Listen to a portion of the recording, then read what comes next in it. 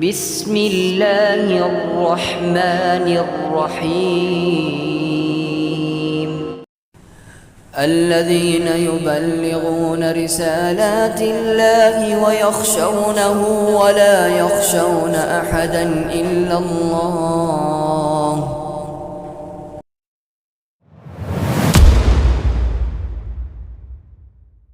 சத்திய பாதை சபீலுல் முஃமினீன் உலமாக்களின் சத்திய குரல்.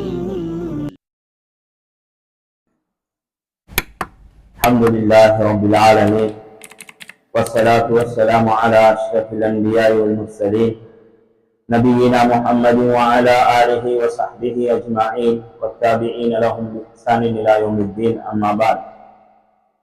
فيقول الله تبارك وتعالى: أعوذ بالله من الشيطان الرجيم. بسم الله الرحمن الرحيم. ومن يشاقق الرسول من بعد ما تبين له الهدى ويتبع غير سبيل المؤمنين نوله ما تولى ونصله جهنم وساءت مصيرا. صدق الله العظيم. وقال النبي صلى الله عليه وسلم: لا تزال طائفة من أمتي ظاهرين على الحق لا يضرهم من خذلهم ولا من خالفهم حتى يأتي أمر الله وهم على ذلك. صدق رسول الله صلى الله عليه وسلم أو كما قال عليه الصلاة والسلام. அருளாளன் அன்பாளன் அல்லாஹ்வின் பெயரை சொல்லி ஆரம்பிக்கின்றேன். எல்லா புகழும் புகழ்ச்சியும் அகிலத்தையே படைத்து பரிபாலிக்கும் ஏகவல்லோன் அல்லாஹ் ஜல்ல ஷானுஹு தஆலாவுக்கே சொந்தம். அல்ஹம்துலில்லாஹ். ஸலவாத்தும் ஸலாமும் எமது உயிரினும் இனிய முஹம்மது ரசூலுல்லாஹ் ஸல்லல்லாஹு அலைஹி வஸல்லம் அவர்களின் மீதும் அவர்களின் குடும்பத்தார்கள், பரிசுத்த மனைவிமார்கள், உத்தம சஹாபாக்கள், தாபிஊன்கள், தபஅத் தாபிஈன்கள், கயாமத்து வரைக்கும் உத்தம நபி ஸல்லல்லாஹு அலைஹி வஸல்லம் அவர்களின் உன்னத வாழ்வை அதன் உண்மையான வடிவில் பின்பற்றி வாழக்கூடிய அனைத்து நல்லுள்ளங்களின் மீதும் என்றென்றும் உண்டாவதாக. அல்லாஹ்வுடைய நல்லடியார்களே, எங்கிருந்த போதிலும் அல்லாஹ் தஆலாவால் ஏவப்பட்ட ஏவல்களை எடுத்து நடக்குமாறும் அவனால் விலக்கப்பட்ட அனைத்து விதமான பாவங்களில் இருந்தும் தவிர்ந்து கொள்ளுமாறும் முதலில் எனக்கும் பிறகு உங்களுக்கும் தக்வாவை கொண்டு வசியத் செய்து கொள்கின்றேன். கண்ணியத்துக்குரிய அல்லாஹ்வுடைய நல்லடியார்களே, புனிதமான ரமலான் மாதத்தை முன்னோக்கி கொண்டிருக்கிறோம். ரமலான் என்பது உம்மத்துடைய மக்களுடைய இபாதத்தை அதிகரிப்பதற்காக, ரமலான் என்பது மனிதர்களுடைய முஸ்லிம்களுடைய பாவம் சுமைகளை இறக்குவதற்காக, ரமலான் என்பது எல்லோரும் ஒன்றுபட்டு அமல் செய்வதற்காக. ஆனால் இந்த காலத்தின் நேரி, இந்த கடைசி காலத்தின் ஆபத்து, ரமலான் என்பது உள்ளங்களை பிரிக்கக்கூடிய, ரமலான் என்பது முஸ்லிம்களை பிரிக்கக்கூடிய, ரமலான் என்பது பள்ளிவாசல்களை பிரிக்கக்கூடிய ஒன்றாக ஒரு சில வருடங்களாக, ஒரு 30 வருட காலப்பகுதிக்குள் உருவெடுத்திருக்கிறது. ரமலான் வந்துவிட்டாலே பிளவு, ரமலான் வந்துவிட்டாலே பிரச்சனைகள், ரமலான் வந்துவிட்டாலே நீ நேர்வழியா நான் நேர்வழியா என்ற பிரச்சனைகளுக்கு மத்தியில் தான் சுமாராக எங்களுடைய அப்பா அம்மா நிம்மதியாக ரமலானை கழித்தார்கள். எங்களுடைய பாட்டன் கூட்டன் நிம்மதியாக ஒற்றுமையாக வாழையாக செய்து வந்த அமல்களோடு ரமலானை கழித்தார்கள். ஆனால் இந்த கடைசி காலத்துடைய ஒரு 30-40 வருடத்துடைய யூத சிந்தனையில் மார்க்கம் கற்று வந்த உலமாக்களின் கருத்துகளால் இன்று உம்மத்து பிரிந்திருக்கிறது. இவர்கள் உம்மத்தை பிரிக்க அவர்களுடைய சிந்தனையோடு மார்க்கத்தை கொடுத்தார்கள். அதனுடைய சரித்திரங்கள் அப்படியே எழுதப்பட்டிருக்கிறது. எனவே கண்ணியமானவர்களே, இந்த காலத்தில் நேர்வழி எது என்பதை ஒவ்வொரு முஃமினும் விளங்கி வைத்திருக்க வேண்டும். நேர்வழி என்பது எழுத்துருவில் உள்ளதா? நேர்வழி என்பது வாழ்க்கை வடிவில் உள்ளதா? நேர்வழி என்பது குர்ஆனுடைய ஆயத்துகளில் தேடுவதா? நேர்வழி என்பது ஹதீஸுடைய வாசகத்தில் தேடுவதா? அல்லது நேர்வழி என்பது குர்ஆன் ஆயத்தையும் ஹதீஸுடைய வாசகத்தையும் வைத்து அமல் செய்த அந்த காலாகாலமாக வழி நடந்த உம்மத்துடைய வாழ்க்கையிலே தேடுவதா என்று பார்த்தால் குர்ஆன் உங்களுக்கு தெளிவாக சொல்லி தருகிறது. ஒரு 40 வருடத்துக்கு முன்னால் ஒவ்வொரு பிரச்சனைகளாக புதிதாக அள்ளி போட்டார்கள். அதை ஆய்வு செய்யவில்லை யாரும். அதனால் அவர்களுடைய கைகள் ஓய்ந்திருந்தது, அவர்களுடைய சிந்தனைகள் ஓய்ந்திருந்தது, அவருடைய கருத்துகள் மேலோங்கியிருந்தது. இன்று அனைத்தையும் ஆய்வு செய்து விட்டோம். கண்ணியமானவர்களே, இந்த ஹுத்பாவை தெளிவாக கேளுங்கள்.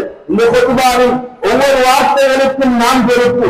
எந்த இயக்கத்தை சார்ந்தவர்களாக இருக்கலாம், கேள்வி கேட்கலாம், அதற்குரிய பதில் சொல்வதற்கு நாம் பொறுப்பு.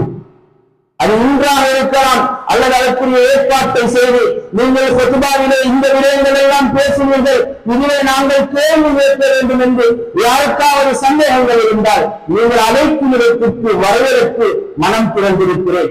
ஏன் உம்மத்தை பாதுகாக்க வேண்டிய பொறுப்பு எங்களுக்கு இருக்கிறது. அந்த அடிப்படையில் கண்ணியமானவர்களே, நேர்வழி என்பது என்ன? இன்று மதுகள் தேவையில்லை, இமாம்களை பின்பற்றக்கூடாது.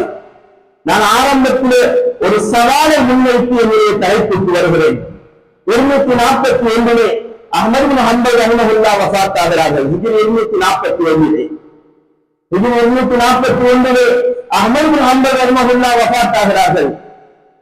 அன்றிலிருந்து ஹிஜ்ரி 1332 இந்தியாவிலே முகமது ஹுசைன் பட்டாலவி மதுவது தேவையில்லை, 41க்கு பிறகு ஹிஜ்ரி 300ல ஒண்ணும் நடக்கல, 400ல ஒண்ணும் நடக்கல, 500, 600, 700, 800, 1000, 1100, 1200, 1300 வருடம் வரைக்கும் ஒரே ஒரு முஸ்லிம் மதுஹப் வழிகேடு, இமாம்களை பின்பற்றுவது வழிகேடு என்று ஒரு முஸ்லிம் சொன்னதை முஸ்லிமாக இருந்தால் கொண்டு வரலாம். இது இங்கு மட்டுமல்ல, பல விவாதங்களிலே கேட்டு இன்று வரைக்கும் கொண்டு வர முடியாத கேள்விதான் இது. முதலில் உலகத்திலே மதுஹப் தேவையில்லை, இமாம்களை பின்பற்ற தேவையில்லை என்று சொன்னது முகமது ஹுசைன் பட்டாலவி ஹிஜ்ரி 1332 இந்தியாவிலே. அவருடைய ஒரு கிதாபே இருக்கிறது, இஷாஅத்து சுன்னா. கிதாபுகளை வாசித்துவிட்டு ஆய்வு செய்துவிட்டு அரபியிலே இலக்கியம் இலக்கண நயங்களை படித்துவிட்டு ஆய்வு செய்துவிட்டு செல்கிறோம். கடை தெருவில் இருந்து விட்டு செல்லவில்லை, விவசாயம் செய்துவிட்டு மார்க்கம் பேசவில்லை, வியாபாரம் செய்துவிட்டு மார்க்கம் பேசவில்லை, கடல் தொழில் செய்துவிட்டு மார்க்கம் பேசவில்லை.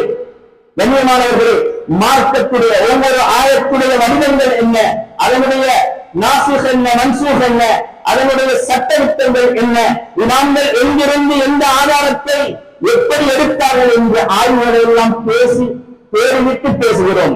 யாரிடமாவது இதை நாங்களும் ஆய்வு செய்திருக்கிறோம் என்றால் தாராளமாக வரலாம், மனம் திறந்திருக்கிறேன். கண்ணியமானவர்களே, முகமது ஹுசைன் பட்டாலவி சொல்கிறார் மதுஹப் தேவையில்லை என்று சொல்லிவிட்டு 25 வருடங்களுக்கு பின்னால் அவருடைய புத்தகத்திலே எழுதுகிறார், நான் ஒரு அநியாயத்தை செய்திருக்கிறேன். உலகத்திலே 1050 வருடங்களாக 1080 வருடங்களாக ஒரே ஒரு முஸ்லிம் கூட மதுஹப் தேவையில்லை என்று பேசியது கிடையாது. நான் பேசிய இந்த ஒரே ஒரு கருத்தினால் 25 வருடம் நான் அதை பரீட்சித்து பார்த்தேன். தெளிவு கொண்டிருந்தவர் தெளிவை விட்டு விட்டார். என்னுடைய மதுஹப் தேவையில்லை என்ற கருத்தினால் முஸ்லிமாக இருந்தவர் காபிராகிவிட்டார். நான் மதுஹப் தேவையில்லை, இமாம்களை பின்பற்ற தேவையில்லை என்று சொன்ன கருத்தினால் யாரு சொன்னார் உலகத்தில் முதலாவது மதுஹப் தேவையில்லை என்று? அவருடைய டாக்குமெண்ட்ஸ் இது. நான் மதுஹப் தேவையில்லை என்று சொன்னதால் உம்மத்தை வழிபட்டு போய்விட்டது. இன்று 30-35 வருடத்திற்கு முன்னால் நபி வழியில் நம் தேவை என்று வந்தார்கள். கண்ணியமானவர்களே, 1000 மதங்கள், ஷாஃபி என்றும் ஹனஃபி என்றும் ஹம்பலி என்றும் மாலிகி என்றும் இருந்த யாரும் பண்டிகளை பிரிக்கவில்லை, யாரும் சண்டையிடவில்லை, குடும்பத்துக்குள் குழப்பத்தை ஏற்படுத்தவில்லை. நாங்கள் 5வதாக நானும் மதுஹப் தேவையில்லை, நாங்கள் சொல்வதுதான் மார்க்கம் என்று வந்தார்கள். வந்து இன்று ஆங்கிலத்தில் எழுத்து கிடையாது, ஆங்கிலத்தில் எழுத்து கிடையாது, அந்த ஜே இந்த ஜே என்று ஆங்கில எழுத்துகள் அல்ல மார்க்கம். எனவே கண்ணியமானவர்களே, பகிரங்கமாகத்தான் பேசுகிறோம்.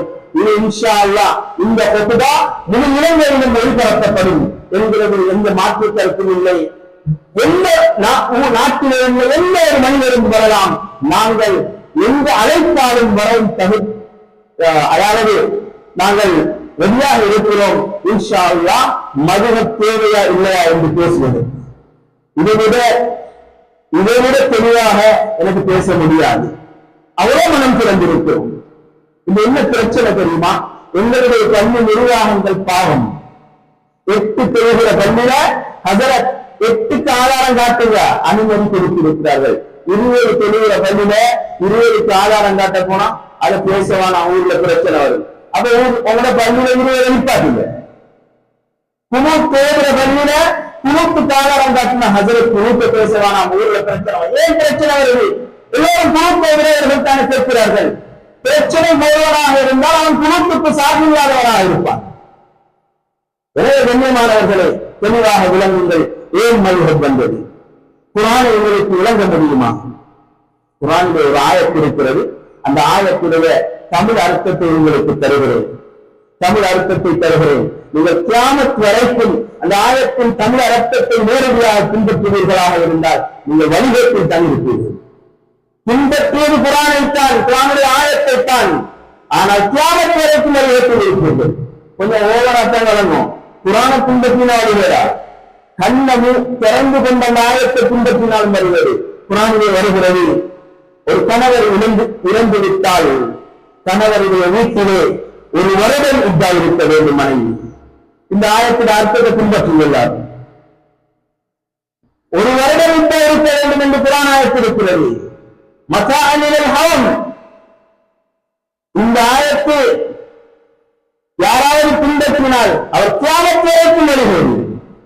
ஏன் இந்த ஆயத்து என்ன என்கிறது உங்களுக்கு தெரியாது, அது இமாம்களுக்கு தெரியும் என்று நான் கேட்கிறேன். ஒரு கணவர் வஃபாத்தாகிவிட்டார், எத்தனை நாள் பெண்கள் இத்தா இருக்க வேண்டும்? எல்லாரும் கண்ணை மூடிச்சு சொல்லுவீங்க 4 மாசம் 10 நாள் என்று. அப்ப அந்த ஆயத்தை என்ன செய்யறது? 1 வருஷம் என்று இருக்குது. இந்த ஆயத்தை என்ன செய்யறது? கண்ணியமானவர்களே, நபி ஸல்லல்லாஹு அலைஹி வஸல்லம் உலகத்திலே வாழ்கிறார்கள். வாழும் பொழுது வஹீ இறங்கிக் கொண்டிருக்கிறது. சஹாபாக்களுக்கு ஏதாவது பிரச்சனை என்றால் நேரடியாக நபி ஸல்லல்லாஹு அலைஹி வஸல்லம் அவர்களிடம் போய் கேட்பார்கள். يسألونك عن المحيض يسألونك عن الأهلة يسألونك عن الأنفال يسألونك ماذا ينفقون يسألونك عن الروح يسألونك عن الساعة. குர்ஆனிலே 15 இடங்களிலே அல்லாஹ்வுடைய தூதரே யா ரசூலல்லாஹ் உங்களிடம் ஹைரை பற்றி கேட்கிறார்கள், மென்சஸை பற்றி கேட்கிறார்கள், பிறரை பற்றி கேட்கிறார்கள், உங்களிடம் யுத்தத்தில் வெற்றி கொள்ளப்பட்ட பொருட்களை பற்றி கேட்கிறார்கள், இப்படி சொல்லுங்கள் இப்படி சொல்லுங்கள் இப்படி சொல்லுங்கள். சஹாபாக்கள் என்று கேட்கும்போது அந்தந்த கேள்விகளுக்குள்ள பதில் உடனடியாக இறங்கிக் கொண்டிருக்கிறது. இப்ப கேட்கிறாங்க, நபி ஸல்லல்லாஹு அலைஹி வஸல்லம் எந்த மதுஹப்?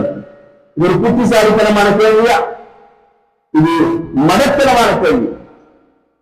நபிக்கு ஏன் மதுஹப்?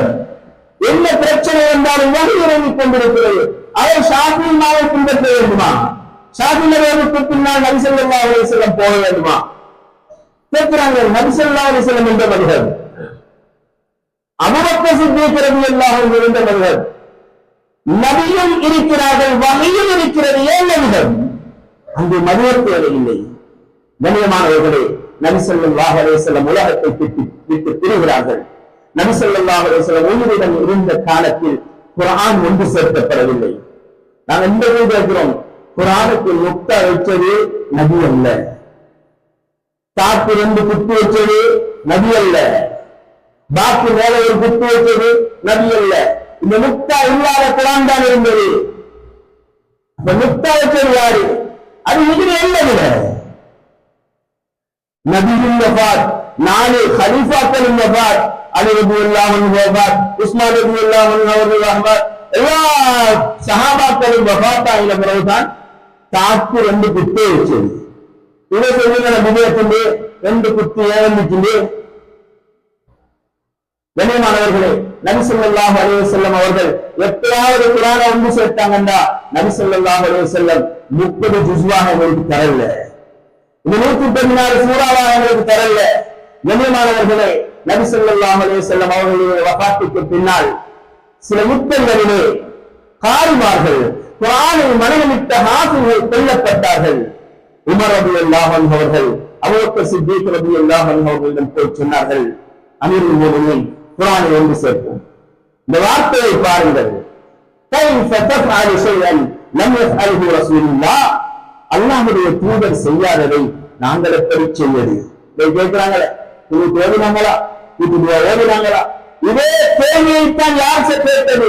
அபூபக்கர் சித்தீக் ரலியல்லாஹு அன்ஹு அவர்கள் கேட்கிறார்கள், கைஃப தஃஅலு ஷைஅன் லம் யஃஅலு ரசூலுல்லாஹ், அல்லாஹ்வுடைய தூதர் செய்யாததை எப்படி செய்வது? உமர் ரலியல்லாஹு அன்ஹு அவர்கள் சொல்கிறார்கள், நான் அதிலுள்ள பாரதூரங்களையும் அதை ஒன்று சேர்க்காமல் விடுவதில் பாரதூரங்களையும் அதை ஒன்று சேர்ப்பதில் நலவுகளையும் விளங்கப்படுத்தினேன். சொல்கிறார்கள் அபூபக்கர் சித்தீக் ரலியல்லாஹு அன்ஹு, ஷரஹல்லாஹு ஸத்ரி பிமா யஸ்தபிரு ஷரஹ ஸத்ர உமர் ரலியல்லாஹு அன்ஹு, உமருக்கு அல்லாஹ் உள்ளத்தை விரிவுபடுத்தி கொடுப்பதை போன்று எனக்கும் அல்லாஹ் விரிவுபடுத்தி தந்தான். அதிலே கைர் இருக்கிறது. ஒத்துக்கொண்டார்கள். குர்ஆனை ஒன்று சேர்ப்பது பித்அத், நபி செய்யாதது, ஆனால் அதிலே கைர் இருக்கிறது, செய்யத்தான் வேண்டும்.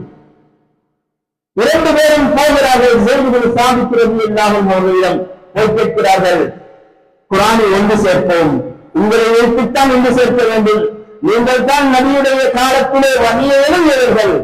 அவர்கள் கேட்டார்கள், கைஃப தஃஅலானு ஷைஅன் லம் யஃஅல்ஹு ரசூலுல்லாஹ், அல்லாஹ்வுடைய தூதர் செய்யாததை நீங்க ரெண்டு பேரும் எப்படி செய்வீங்க? பாருங்க கேள்விய. குர்ஆனை ஒன்று சேர்ப்போம் சொன்னதுக்கு விதத் என்று சொன்னவர்கள் தான் சஹாபாக்கள். ஏற்றுக்கொண்டு வைத்துத்தான் அந்த விதத்தை செய்தார்கள். இது விதத் என்று ஒத்துக்கொண்டுதான் அந்த விதத்தை செய்தார்கள். கண்ணியமானவர்களே, சொன்னார்கள், நபி செய்யாததை நீங்க ரெண்டு பேரும் எப்படி செய்வீர்கள்? ஸைத் இப்னு சாபித் ரலியல்லாஹு அன்ஹு அவர்கள் சொல்கிறார்கள், அவர்களுடைய உள்ளத்தை விரிவுபடுத்தியதைப் போல் அல்லாஹ் ஏந்த உள்ளத்தையும் விரிவுபடுத்தினான். ஒன்று சேர்க்கப்படுகிறது. ஏன் இந்த காலத்தில் ஹதீஸை ஒன்று சேர்க்கவில்லை? ஹதீஸை ஒன்று சேர்க்க வேண்டிய தேவையில்லை. ஹதீஸை பார்த்தவர்கள் கேட்டவர்கள் லட்சக்கணக்கிலே உலகத்திலே நடமாடிக் கொண்டிருக்கிறார்கள். கடைசி ஹிஜ்ரி 110 கடைசி சஹாபி உலகத்தை விட்டு பிரிகிறார்கள். அபூ குஃபைல் ஆமிர் இப்னு வாசிலத்துல் லைஸி ரலியல்லாஹு அன்ஹு ஹிஜ்ரி 110 உலகத்தை விட்டு பிரிகிறார்கள். கடைசி சஹாபி மௌத்துண்டா நபியை பார்த்தவங்க வலியை பார்த்தவங்க உலகத்தை விட்டு பிரிகிறாங்க. இப்பதான் ஹதீஸை ஒன்று சேர்க்க வேண்டிய தேவை வந்தது. Umar ibn Abdul Azeez ரஹிமஹுல்லாஹ், Umar சானி என்பார்கள், அவர்கள் இமாம் ராஸி, இமாம் ஸுஹரி போன்ற பெரும் பெரும் இமாம்களை வைத்து ஹதீஸ்களை ஒன்று சேர்க்கிறார்கள். உமர் ரலியல்லாஹு அன்ஹு அவருடைய உள்ளத்திலே அல்லாஹ் குர்ஆனை ஒன்று சேர்க்க சிந்தனையை போட்டான். ஆனால் ஹதீஸை ஒன்று சேர்க்க வேண்டிய சிந்தனையை போடவில்லை. ஏன்? அந்த தேவை இருக்கவில்லை. ஹிஜ்ரி 110 ஹதீஸ் ஒன்று சேர்க்கப்படுகிறது. கண்ணியமானவர்களே, இப்பொழுது தான் பிரச்சனை வருகிறது.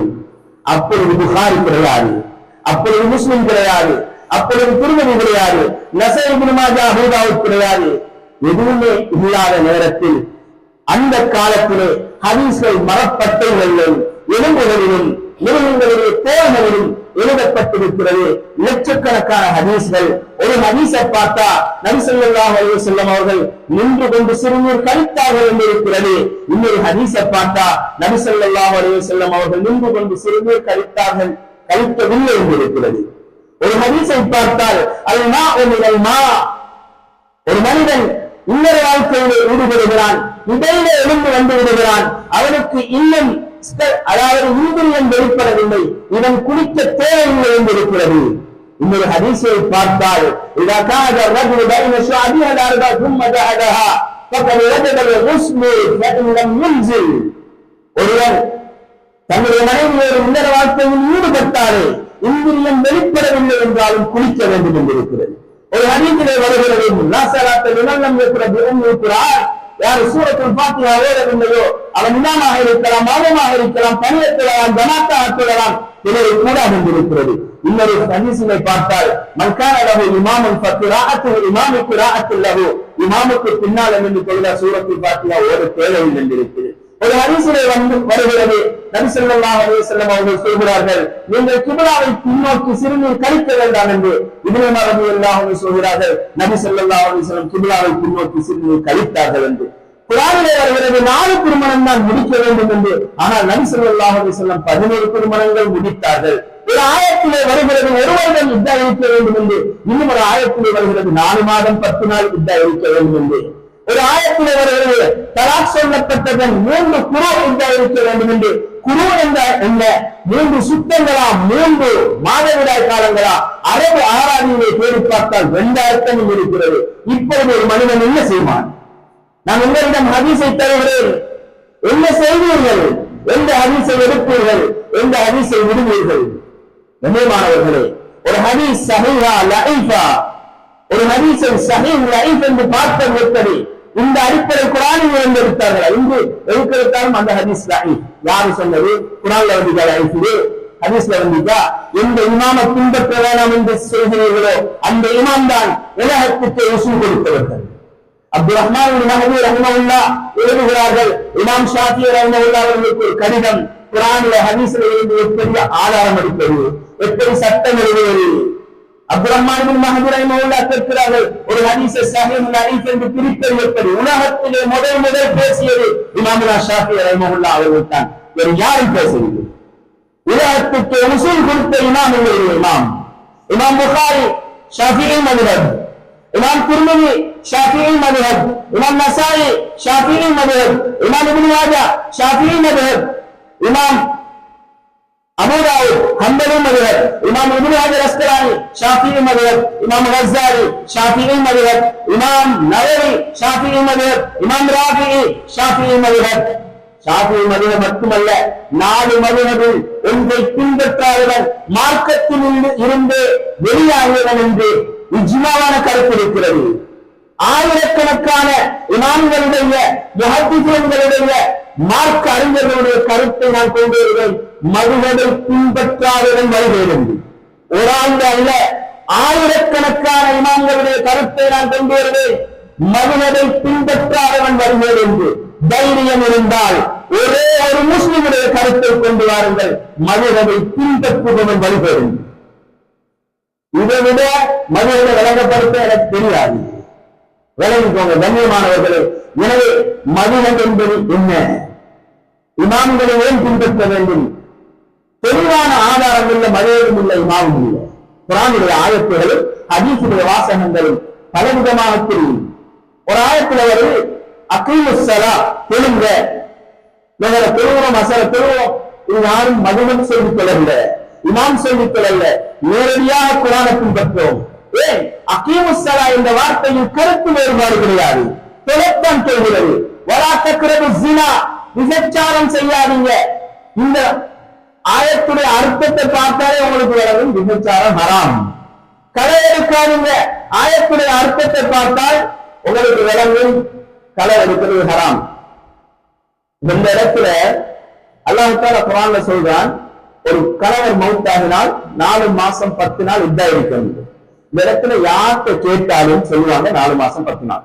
நான் கேட்கிறேன், ஒரு பெண்ணை ஒரு பெண் தலாக் சொல்லிட்டாரு, இப்ப இந்த பெண் எவ்வளவு காலம் இத்தா இருக்கணும்? விவசாய பெண் அரைவாசி பேருக்கு முக்காவாசி பேருக்கு தெரியாது, முக்காவாசி பேருக்கு தெரியாது.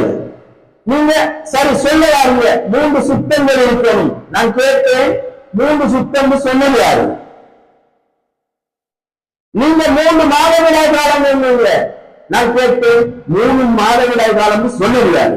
குர்ஆன்ல என்ன சொல்லி வந்தீங்க, ஹதீஸ்ல வந்தீங்க, ஆன்மீகத்தில் கரை கண்ட இமாம்களை பின்பற்றக்கூடாது, இவர்கள் ஹதீஸுக்கு எழுதி வைத்த விளக்கத்தை பின்பற்றலாம். நாங்க மதுரகலாம் பின்பற்றவில்லை, மதுரக பின்பற்றுவது யாருடைய கருத்தை பின்பற்றுகிறாய்?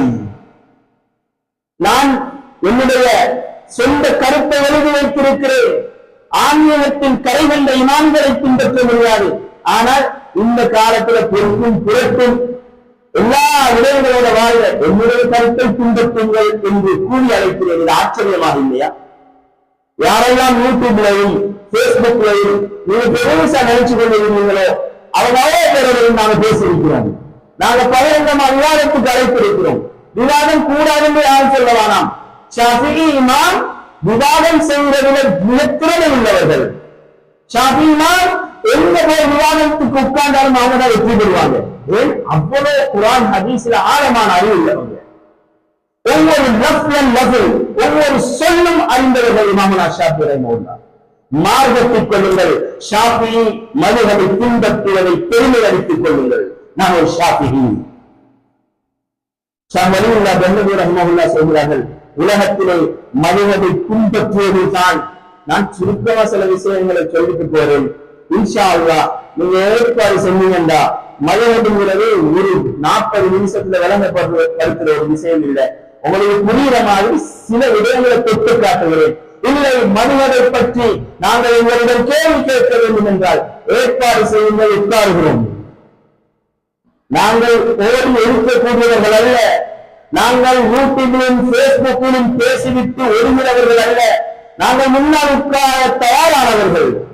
இதுதான் எங்களுடைய இந்த காலத்தில் ஜிஹாத் என்று உணர்ந்தவர்கள். நாங்கள் பாத்தில்கள் தலை தூக்கும் போது அது கூடாது, இது கூடாது, மறையக்கூடாது, தயாரி விடுவதில்லை என்று நச்சு கருத்துக்களை பரப்பும் பொழுது அந்த கருத்துகளுக்கு எதிராக உயிரை கொடுக்கவும் தயாரானவர்கள் நாங்கள். நான் மட்டுமல்ல, நாங்கள் நிறைய பேர் இருக்கிறோம்.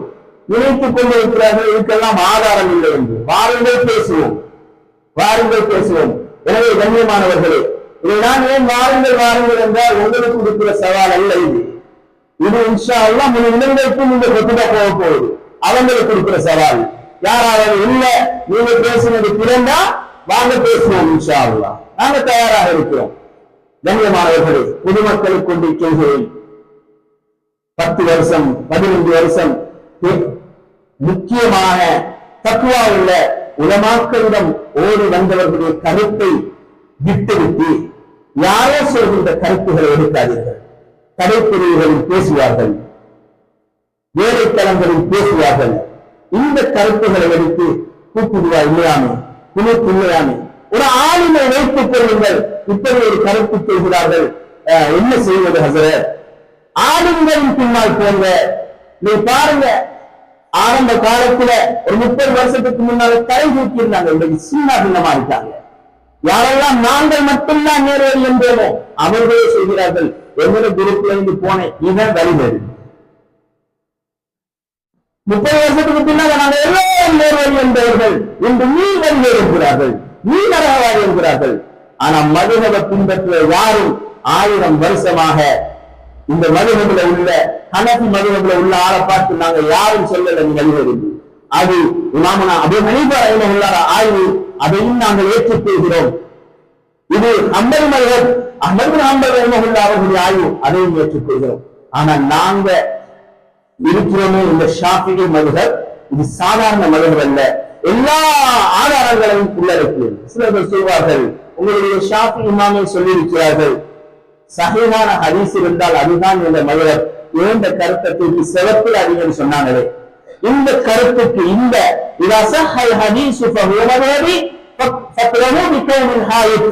இந்த கருத்துக்கு இமாம் சுபக்கி ரஹ்மத்துல்லாஹி ஒரு கிதாபை எழுதியிருக்கிறார்கள். இது சும்மா சொன்னதல்ல, அந்த காலத்தில் வாழ்ந்த ஆய்வாளர்களிடம் சேலஞ்ச் பண்ணுவது.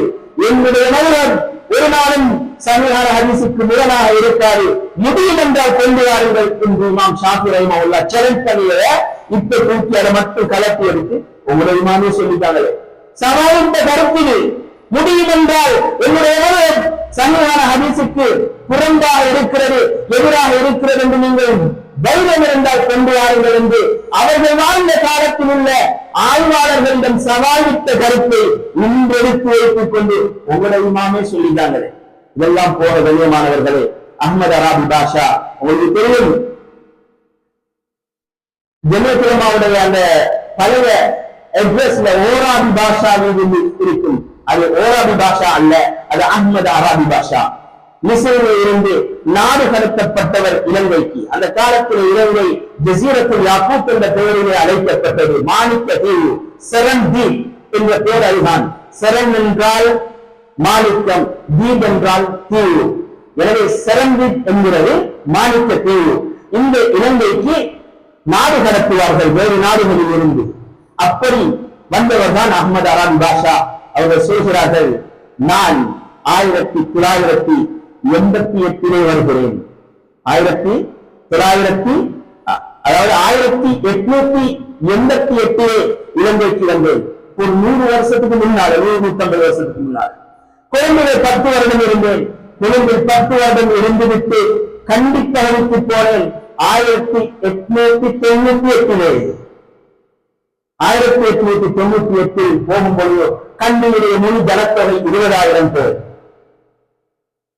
அதில் 10,000 முஸ்லிம்கள், இவங்க விஷயம் குல்லுஹும் அலா மதுஹபி ஷாஃபிஈ 10,000 பேருடைய ஷாஃபிஈ மதுஹப். ஒரே ஒரு முஸ்லிம் இளைஞர் விரும்பவில்லை மதுஹப் வேண்டாம் என்று. இதெல்லாம் போன கண்ணியமானவர்களே பிரிட்டிஷுடைய அரசாங்கத்திலே இலங்கையைச் சேர்ந்த பிரித்தானியாவுடைய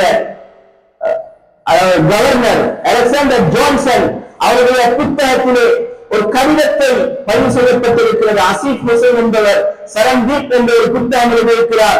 அதிலே பதிவு செய்யப்பட்டிருக்கிறது. அலெக்சாண்டர் ஜான்சன் இலங்கை முஸ்லிம்களின் விடயங்களை எழுதுகிறார். அவர்களுடைய பிரிட்டிஷ் அரசாங்கத்துக்கு இலங்கை முஸ்லிம்கள் ஷாஃபிஈ மதுஹபைச் சேர்ந்தவர்கள். அது மட்டுமல்ல, இலங்கை முஸ்லிம்களின் சட்ட நூலாக உம்தா என்ற கிதாபும் ஷரஹுல் அமலி என்ற கிதாபும் அவர்களுடைய சட்ட நூலாக இருக்கிறது என்று பின்னால் வந்தவர்கள் அது ஷரஹுல் அமலி அல்ல, அது ஷரஹுல் மஹல்லி என்று எழுதுகிறார்கள். இன்று 3ஆம் வகுப்பிலும் 6ஆம் வகுப்பிலும் ஓடி கொடுக்கும் கிதாபுகள் மதரசாக்களிலே இலங்கையின் சட்டமும் மட்டுமல்ல, இலங்கையின் உச்ச நீதிமன்றத்தின் சட்டமும் இலங்கை முஸ்லிம்களின் ஷாஃபி மதுஹபுதான் அங்கீகரிக்கப்பட்ட, சுப்ரீம் கோர்ட்ல அங்கீகரிக்கப்பட்ட சட்டம் ஷாஃபிஈ மதுஹப். ஷாஃபிஈ மதுஹபுக்கு எதிராக ஒருவர் இலங்கையில் நடப்பாராக இருந்தால் இலங்கையின் சுப்ரீம் கோர்ட் சட்டத்துக்கு எதிராக அவர் நடக்கிறார் என்பதையும் மறந்துவிடாதீர்கள். எனவே கண்ணியமானவர்களை சுருக்கமாக ஒரு 5-6 அவர் பேச வேண்டிய விடயத்தை ஒரு 40 நிமிடம் பேசியிருக்கிறேன். இன்ஷா அல்லாஹ் யாருக்காவது தெளிவு வேண்டும் என்றால், நான் தீவிரம் உள்ளவன் அல்ல, உங்களின் ஒருவன் இன்ஷா அல்லாஹ் யூடியூப்ல ஒருத்தர் பேசுறாரு, பேஸ்புக்ல பேசுறாரு, சமூக வலைதளங்கள்ல இந்தியாவில இருந்து பேசுறாரு, அவரு பேசுறாரு, உங்களுக்கு முன்னால பேசலையே, உங்களுக்கு முன்னால பேசினாரு, அதனால உங்களுக்கு சரியாத்தான் இருக்கும். அவர் வேணுமெண்டா எங்களுக்கு முன்னால வந்து பேசட்டும், நாங்கள் எழுதி கேள்வி கேட்போம். அந்த கேள்விக்கு பதில் சொல்ல மாட்டாரு. யூடியூப்லையும் பேஸ்புக்லையும் சமூக வலைதளங்களிலும் யாரோ பேசிட்டாரு, இவர கருத்து நல்லா இருக்கிறது, மார்க்கத்தை நாசமாக்கிறாங்க. அல்லாஹ் தஆலா ஹக்காக விளங்கி அதை எடுத்து நடக்கவும், பாத்திலாக விளங்கி அதை தெரிந்து கொள்ளவும் தௌஃபீக் செய்வானாக. எங்களுடைய பாவங்களை மன்னிப்பாயாக, நேர் வழியில் செலுத்துவாயாக, நேரான பாதையை காட்டுவாயாக. உன்னுடைய திருமறையிலே சொல்லியிருக்கிறாயா அல்லாஹ், யா அல்லாஹ் நேர்வழி என்பது புத்தகத்தில் உள்ளதல்ல யா அல்லாஹ், நேர்வழி நடந்த சமூக உலகத்திலே வாழ்ந்திருக்கிறார்கள் யா அல்லாஹ், அந்த சபீலின் முறையை பின்பற்றக்கூடியவர்களாக ஆக்கிடுவாயாக. எங்களுடைய பாவங்களை மன்னிப்பாயாக, ஊர் மக்களுக்கு தெளிவை கொடுப்பாயாக, தெளிவான தீனிலே வாழ வைப்பாயாக, மவுத்து வரைக்கும் நேர்வழிகளை வாழ வைப்பாயாக, நோயாளிகளை சுகப்படுத்துவாயாக, கபராளிகளின் கபர்களை சுவர்க்கத்தின் பூஞ்சோலையாக மாற்றுவாயாக. யா ரப்பே ரஹ்மானே, யாரெல்லாம் குழந்தை தேவைகளோடு இருக்கிறார்களோ குழந்தை பாக்கியத்தை கொடுப்பாயாக, யாரெல்லாம் திருமண தேவைகளோடு இருக்கிறார்களோ நல்ல தேவைகளை அமைத்துக் கொடுப்பாயாக. அல்லாஹ் ஹக்காக விளங்கி அதை எடுத்து நடக்கவும், பாத்திலில் இருந்து தவிர்த்து கொள்ளவும் தௌஃபீக் செய்வாயாக. வாஹிர் தஅவானா அல்ஹம்துலில்லாஹ்.